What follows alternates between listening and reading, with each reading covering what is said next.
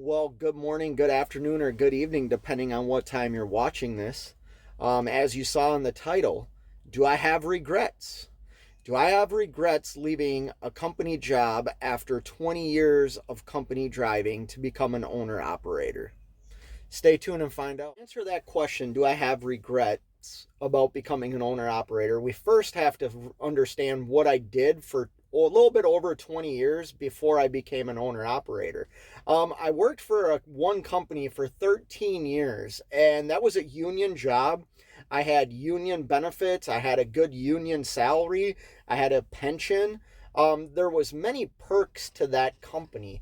I ended up getting laid off from that company and never going back. But that company, the last contract I was part of, now things could have changed after I'd left that company, but the last company or the last contract that I was part of, um, we signed the contract, and one of the stipulations was a 30 and out plan. And what that plan meant was if you worked 30 years, gave 30 years of service to that company, you could draw your pension after 30 years, no matter your age. Now, like I said, maybe that changed after I left the company, but I remember when that contract negotiation was up, a lot of the guys were in their late 40s, early 50s, and they had worked for this company for a long time. So they really fought hard for that 30 and out plan. And at the time, I was like, hey, that's a pretty cool deal. I agree with that. And when I look back at it right now, I'm 43. Had I stayed there for a full 30 years, I could retire at 48 years old. But like I said, I got laid off and I moved on to, after that job, I had three more driving jobs. And in those driving jobs, I held other positions with those companies I worked for. I was a warehouse manager, I was a dispatcher, I was a driver manager. I've had multiple jobs other than driving in the transportation industry. And two of the companies that I worked for ended up going out of business. And the last company I was with that I left before becoming an owner operator was another good job. It was a local job. I had come from having to travel a lot with one company to being home every night. Um, the problem with that job was I worked 7 days a week. They had the owner of the company had a fleet of trucks. There was like 30 or 35 trucks in his fleet. And the contract that he had was a pretty demanding contract. So if guys called in sick or something like that, I would pick up the slack. I wasn't a manager at that company, but I was one of their top drivers, and they treated me that way. They paid me really, really good. I mean, I left 75 to $80,000 a year local job where I was home every night to become an owner operator. I'll get more into details about why I left and chose to become an owner operator. But I'm a big believer in like following your dreams, right? And I'll talk more about that, so stay tuned. I remember being pretty young, like in my early 20s, and having an idea of becoming an owner operator. The company that I worked for, we would haul in from the rail yard all of our material. And the company that we hired was independent owner operators that worked for this company, right? They were leased onto this company. And I remember this young kid driving a really nice yellow Peterbilt, all chromed out. And I thought, man, like, I want that. Like, I want to be an owner operator. And a seed was planted, right? Like, back in my early 20s, the seed of being an owner operator was planted. And the reality was, I had responsibilities that I wasn't willing to take a gamble on investing in all the equipment to become an owner operator, the truck, the trailer, things like that. I was newly married. I had my first daughter at 24 years old. I was in no real position to take a big gamble. Like I said, I had a good union job. I had a house. It was things were pretty damn good, to be honest with you. Um, but that seed was planted, right? Now fast forward, 20 some years, and I'm back driving locally, home every night, but the job was very, very demanding. And here's the thing. It's a joke. If you watch my channel, you know I like to go fishing. I like to go and be in the outdoors. Well, I remember it was winter time, and I had asked my boss 4 weeks in a row, hey, I want a day or two off. Now, mind you, I'd been working 7 days a week, 12, 13-hour shifts, enough time to work, go home, be up, eat dinner, go to bed, and do the same thing. And every time I told my boss I wanted to take a couple of days off or a day off, that, mind you, my scheduled days off, right? I was working on my scheduled days off because they needed the help. Um, he told me, man, I really need you, Scott. I, I need you. I can't allow you to go fishing. And you know what? That put a really sour taste in my mouth. The company valued me. I knew that after one of my reviews, they gave me a 26% raise, up to $80,000 a year, to run locally. So I knew the company valued me, but I was missing my time. And like, I value my time as much as I value like my income, right? And I was getting I was getting burnt out, and I was getting frustrated that every time I felt like I had earned the right to take a day or two off, mind you, once again, my scheduled days off, I wasn't able to. Um, Now I'm not the type of guy to throw a big fit or whatever. Like, I'm a team player, so maybe if I would have stood my ground and said, no, I'm taking my scheduled days off, I could have done that. But I knew the company would suffer if I did that. So I grinded it out, right? Well, this was right around the end of 2020, and my daughters had gotten older. I had been talking to my wife about, hey, I think I want to buy a truck. I had talked to people that I knew were owner operators. My ex-employer I had talked to, he owned multiple trucks before he retired and went out of business. Um, so I had talked to a lot of people, and that seed that was planted 20 years ago, it was like I was watering it, and it started blooming. And this desire of wanting to be an owner operator started becoming more realistic. And what do I mean by that? Well, financially, I was good. Like, I had good credit, I had some money, um I had like a good savings to fall back on if me purchasing a truck and becoming an owner operator didn't work out. And I made the decision January of 2021 to become an owner operator. And I made it for a couple of reasons, and money was not one of them. Freedom was the biggest. I wanted to be the boss. I wanted to do what I wanted to do when I wanted to do it. I thought I would have more time to do the things that I wanted to do.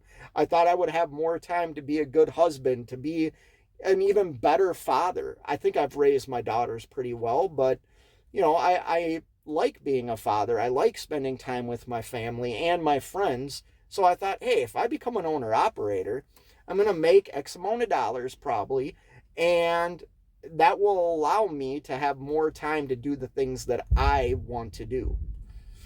Uh, hasn't worked out quite like that, to be honest. But I'm used to missing things.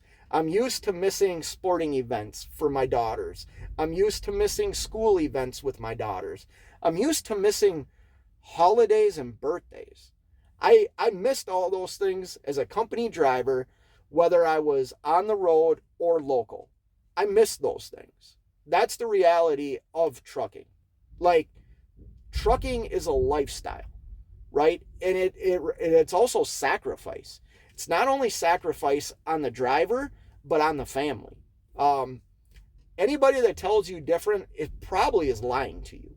But anyways, Let's talk a little bit about the transition into becoming an owner operator. So, part of the transition of becoming an owner operator, I thought of a couple of things. Um, there was times that I felt like the companies I worked for really took advantage of my work ethic. Now, there was a couple of things in my favor when I made the decision to become an owner operator. Um, I had some money. I was very disciplined. I have a lot of knowledge of what the market trends are and what I saw in trucking over 20 some years before becoming an owner operator. So I thought I had a lot of knowledge. I'll talk about one thing I had no knowledge in that is something that I think every owner operator should learn to do. But there was a few things that I looked at. I have a very, very good work ethic. Um, I'm really driven, right? Like, I'm a very driven person. Um, I work hard to achieve the goals that I set for myself. And I'm also dedicated. I'm dedicated to like companies that I worked for, and I'm dedicated to like myself. So I looked at these really good qualities that I consider that I think are good qualities that I have and thought, you know what? If I become an owner operator and buy my own truck and do this, like I'm going to fail because of outside circumstances. I'm not going to fail because of me. Does that make sense? I'm not going to fail because I'm lazy. I'm not going to fail because I'm not willing to do something. Right now, over the course of 2.5 years of being an owner operator, there's things that I don't do. I don't drive out west in the wintertime. That's something my business doesn't need to do.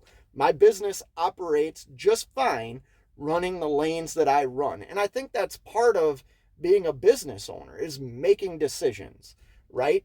And for so long, I was making decisions that benefited companies, right? Now, that's not a bad thing. I was paid handsomely for that. But I thought, hey, if I can make these decisions that work for these big companies, what if I make these decisions for myself? Would it work the same way, right? Would I be able to prosper more making these decisions for myself versus a company? I thought the answer was yes, so I took the risk. I bought a truck, became an owner operator, right? But let's talk about the one thing I was really, really lacking over all the experience I have. That's like working on your truck. Um, Being a company guy for as long as I was, that is the biggest hurdle that I have to overcome still as an owner operator is working on my truck and being comfortable just to start taking crap apart, right? To try and find the problem. I get very, I'm envious. I'm envious of the men and women that are able to diagnose what's wrong with their truck and fix it, right? Well, if I'm envious of that, what I need to do is attempt to do what they are doing. Watch their videos if they post YouTube videos or talk to them if I know who they are and take the risk and try and fix the truck myself. I've shared this. I worked for one company that we had to check the oil every morning and do our pre-trip. And if something was wrong, including needing to add oil, windshield washer fluid, or antifreeze, we could not do it. We had to have one of the mechanics from the shop come out and do it. So I think that was the biggest hurdle I've had to overcome in being an owner operator was not really being able to work on my truck and relying on shops and other people to do the work for me, which has cost me thousands of dollars, lots of downtime. It's cost me stuff being done to my truck and my truck being broken when it might not needed to. You know what I mean? Like shops have destroyed my truck. Had I known how to fix it, maybe I wouldn't have ran into that problem. But that brings me to the next topic. So the next topic is the delusion that I was going to have more time to do what I wanted. One of the mechanics at the company I used to work for before I became an owner operator, he knew I wanted to become an owner operator, and we used to talk a lot about it. And he had owned 4 trucks when he was younger. He was a cattle hauler. And he told me, man, don't do it. You're going to be married to the truck. You're going to end up getting a divorce. Like, he was totally against it. And I understand some of what he was saying now, because the reality is my off days are spent doing business. My off days are spent contacting customers. My off days are spent doing paperwork for my business, profit and loss statements, research on how to get better, like fuel economy, research on the type of tires I want to buy, and then doing like PM services on my truck now, or greasing my truck.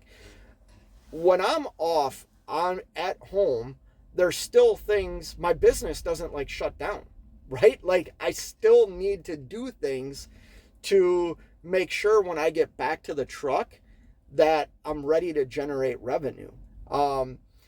That's not every day that I'm at home. I will say this too.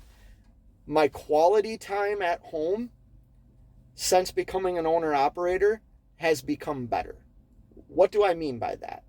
Well, usually when I get home, I have 1 or 2 days that are dedicated to the business. Whether that means I have to do something to the truck, do paperwork, whatever it is, I have a day or 2 that is scheduled for business.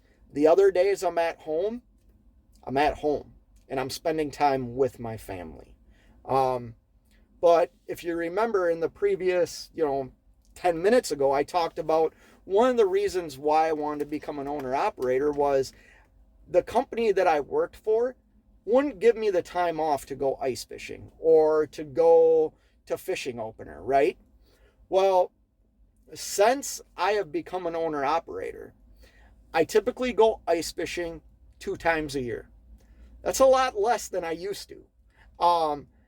This year, I'm not going to fishing opener because business requires me to keep working. So I'm still missing things. I'm still not always doing the things I want to do. I've still missed birthdays. I've been on the road for the 4th of July. I've been on the road for Memorial Weekend. So I probably miss more things being an owner operator than I did as a company person.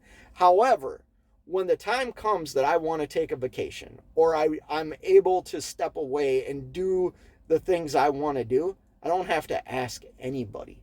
I don't need to fill out a vacation slip January, the first of the year. I don't need to fill out a vacation slip the first of the year for a vacation that I want to take in August, right? Which I used to have to do when I worked in the union. And if somebody had more seniority than me and wanted the same days off that I did, they got the days off. I don't have to do that now. I have the freedom to say, truck's shutting down, and I park it, and I go to Texas, or I go on a cruise, or I go fishing, or I go camping, or I just go home and spend a week at home. That means something to me. But yeah, this delusion that I thought I was going to have more time or more free time, man, that slapped me in the face right away. And I do take time off. Don't get me wrong. I take quite a bit of time off. But I thought it would be more.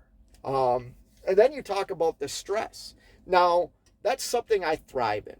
I like to try and solve a problem. I like the hustle and the stress of trying to do things that I think are going to benefit me and benefit my business, right? I want those challenges.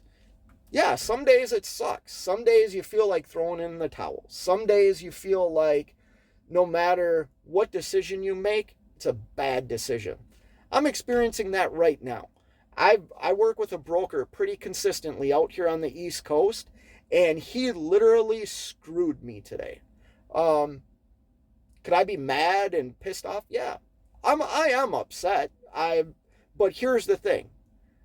I don't have to work with this broker ever again, and I might not. And that's a business decision I get to make.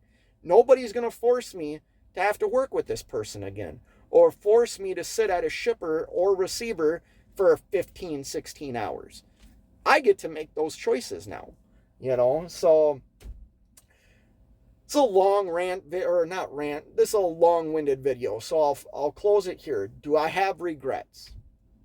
Absolutely not. Absolutely not. I have built a business that is successful, that is continuing to grow, that is continuing to give me like the self-worth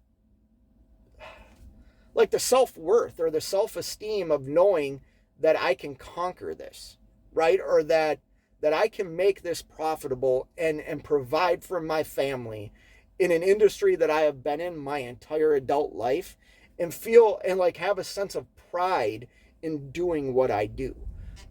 So no, I have absolutely no regrets. And I'll share this real quick. Right now the freight market sucks, right? Or I wouldn't say it sucks. It's going through a transition. Build your business on low numbers. I built my business just recently I went back and readjusted some numbers and said, hey, what if I only gross $4,000 a week? Is that sustainable? Is my business sustainable at $4,000 a week? I ran all the numbers, and you know what? It is. And I gross way more than $4,000 a week. But I always plan on what's the worst possible scenario. I'm experiencing that right now with one truck. I have a truck that's been broke down for like 50 some days. I've made 2 payments on it, and it hasn't generated a dime since it's been broke down. I've made 2 payments on it since it's been broke down, and it hasn't generated a dime. It's generated 1 month of revenue in the 3.5 months that I've owned it. And does it suck? Yeah, it sucks, but it's not going to break me. And when I look at my family today, there are challenges. You know what I mean? My wife and I don't always see eye to eye. I know that I miss things that I'll never get back. I wasn't able to bring my daughter to college. My oldest daughter went to college, and when she moved in, I wasn't able to bring her there because I was out working. That's something I'll never get back. But you know what? My daughters are on board. They support me living out my dream.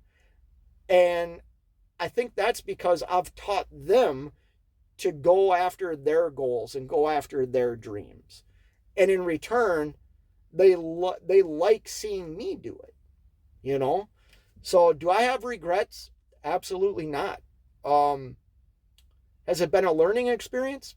Yeah. Some things I've had to learn on the fly, and that's business. You know what I mean?